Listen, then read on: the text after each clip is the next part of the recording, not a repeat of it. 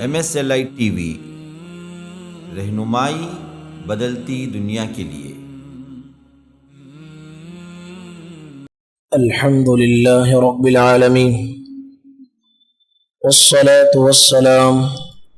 على رسوله الكريم اما بعد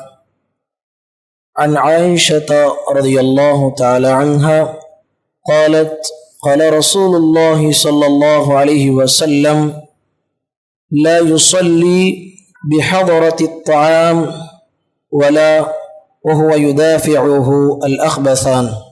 رواہ ابی داؤد۔ معزز بھائیوں، جو حدیث میں نے آپ کے سامنے پڑھی ہے سنن ابی داؤد کی حدیث ہے۔ اس حدیث کے راویہ ہیں حضرت عائشہ صدیقہ رضی اللہ تعالی عنہ، فرماتی ہیں کہ نبی کریم صلی اللہ علیہ وسلم نے فرمایا، کوئی بھی آدمی کھانے کی حاضری کے وقت میں نماز نہ پڑھے، یعنی ایک آدمی کام کر کے گھر کو تھکا ماندہ لوٹا ہوا ہے، اب اس کے سامنے نماز کا وقت بھی ہو رہا ہے اور کھانا بھی حاضر ہے، تو شریعت نے کہا کہ تم پہلے کھانا کھا لو، اس کے بعد نماز پڑھو۔ پہلے کھانا کھائیں گے نماز پڑھیں گے تو ہوگا کیا؟ تمہاری نماز میں خشوع رہے گا،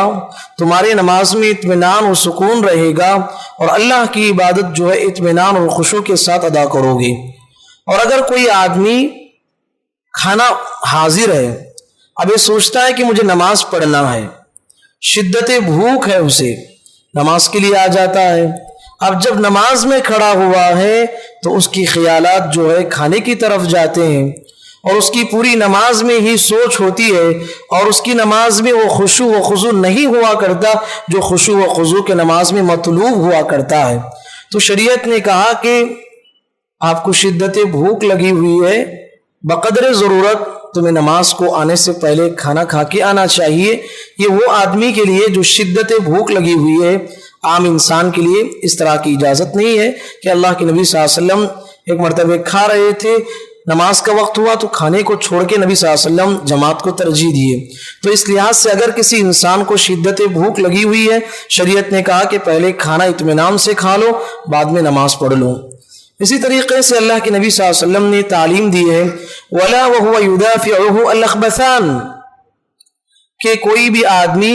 پیشاب اور پاخانے کے اسے حدث کا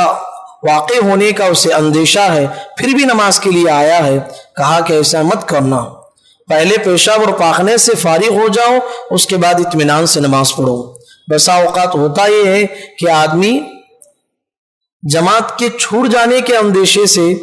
پیشاب اور پاخانے کے آنے کی وجہ سے بھی پھر بھی نماز کے لیے آ کے کھڑ جاتا ہے، اور اس کی نماز میں اطمینان و سکون نہیں ہوا کرتا، جو خشوع و خضوع شریعت میں مطلوب ہے اس کی نماز میں نہیں ہوا کرتا۔ کہا کہ تمہیں اگر اس طرح کا حدث واقع ہونے کا اندیشہ ہے تو شریعت نے کہا کہ پہلے ضرورت پورا کرو، اس کے بعد نماز کے لیے آیا کرو۔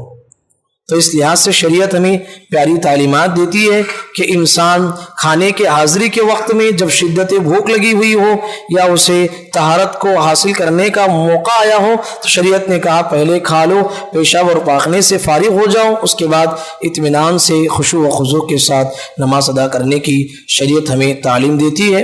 اس سلسلے میں ایک روایت آئی ہے، اللہ کے نبی صلی اللہ علیہ وسلم فرماتے ہیں اذا حضرت الصلاۃ وَبِأَحَدِكُمْ الْخَلَا فَلْيَبْدَأْ بِالْخَلَا، نبی صلی اللہ علیہ وسلم نے فرمایا کہ نماز کا وقت حاضر ہو جائے، اگر تمہیں